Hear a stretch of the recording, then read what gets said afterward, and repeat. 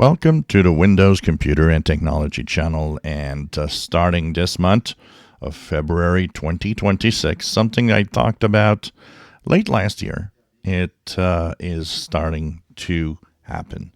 So if you go to your Windows Defender app or Windows Security app, you will see that there is an option that is in the app and browser control, and it's the Smart App Control. This feature, if it was off, required until now a reinstall, of Windows to work. And there was no way around it. You had to do a clean install to have this working. Now, Microsoft had said that it was changing that option. Obviously, it's still not here yet since my Smart App Control settings are grayed out. But some of you have started to see that this has changed. So starting this month, you might see that your Smart App Control, you can go and turn it on, even though you don't have to reinstall Windows to scratch. So this is a good thing because, everybody hates doing a clean install of Windows, especially for just a reason like that, enabling a feature.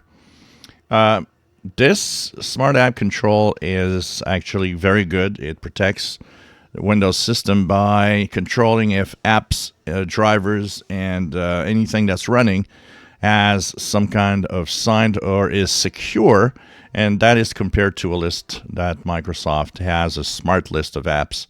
So it will check if the app is, fine, if it's signed, if it's okay, and will make sure that, that you stay safe by just having them run when they're okay, but blocking apps that seem to be bad. Now, there was a bug with it in about a month ago or 2 months ago, where Armoury Crate, the hardware, the software that actually checks the hardware in Asus machines, was blocked as if it was malware. And of course, that now is fixed. But, you can always turn Smart App Control off if there are problems. But I think it's good to have it on, and it's a good reason to have it on, to have all the apps secured. So I will probably turn it on as soon as it will be available. But if you want to check yourself, you might actually already have it available. So go to App and Browser Control in the Windows Security and Smart App Control. Check if you can change the settings.